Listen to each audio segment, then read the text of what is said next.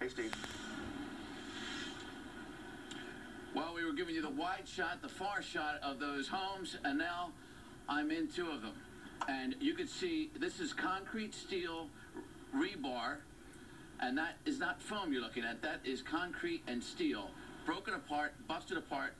Look at these homes. And I know nobody at home is going to be saying boo-hoo for these wealthy homeowners, but I'm doing this to show you the impact of the storm and the power of the storm. This house just blown apart here. This is the very tippy point of the island that Atlantic City's on, the southernmost point across the bay from Ocean City.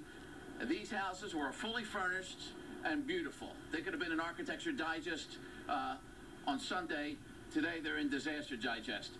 This is the one house next door. This was a deck here. This was all finished and beautiful. The whole front of that house was sheared off. The deck is long gone. And you can see parts of the deck in the back. And like Mayor Russo was telling us a half hour ago, when you see the other side of the house, the front of the house, this is considered the back, even though it's facing the ocean view. All the furniture in this house is pushed and then shoved through the front doors. It's a spectacular sight on either side, but I thought this side was the better of the sides because it shows you the power. And look at the ocean even right now, where the bay and ocean meet. This is surrounded by completely like a peninsula. I'm surrounded by water right now, and these waves are still kicking up. These are the stones from the rock jetty here that were picked up and thrown in a lot of cases. And so that's the jetty we were standing on out there. These are the homes. As I look down this whole row of $10 million plus homes, just complete devastation here on the tip of Absecon Island. Look at the second floor of the house. That gives you an idea how nice this house was and how these houses, because they know they're going to get hit by storms, they're built super tough. You can see all the stone foundation.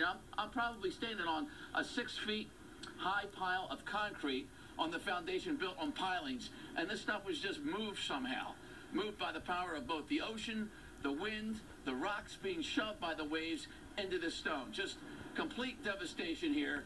And I'm telling you, I don't know what side of this house to show what looks worse, but this looks about as bad as it gets, wouldn't you say? That's for sure. Now, the little body of water looks like in the living room. Is that an architectural feature, or is that the ocean? Hey, are you here? Hey. No. Now, wait a second. I'm going to talk this homeowner of this house, rode this out. Okay. I'm going to go in the house. This is the guy I was talking about earlier. He had a generator. He expected to lose power. I'm going to... Oh, there he is. Oh, okay. This is his house. All right, here we go. If my signal's still picking up, I don't fall in the water. How was it riding out the storm in this house that's blown apart? Well, I'm used to it. Not being blown apart, but I've lived here through a lot of storms. So you thought this storm would just be like the others? Yeah, well, you're right, not as bad. What were you doing when all this was just being blown apart? Were you hiding in the front of the house? No, I was up on the 3rd floor. I didn't even know I had the problem down here. You had no idea what it looked like while you were on the 3rd floor? Right, until I came down and saw this. And I can tell you, plywood doesn't mean anything. You see?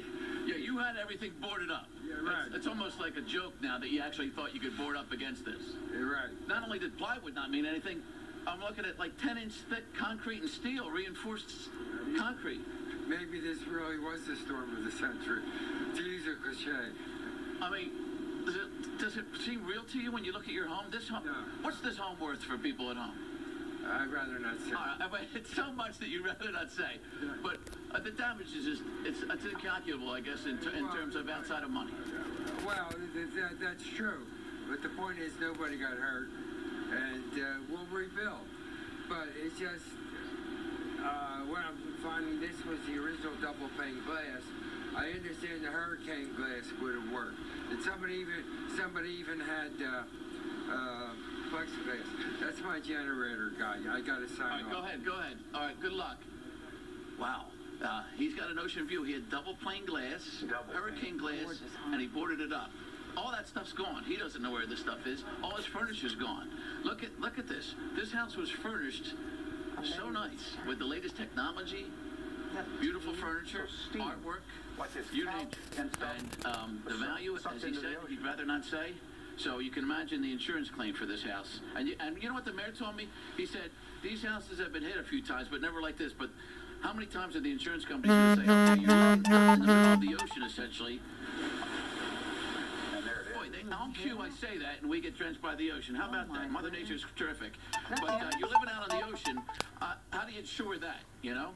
Yeah. I'm sure it's not cheap. And it's weird, too, because All when right, you walk Jared, by... we're going to get out of here now, because it's... The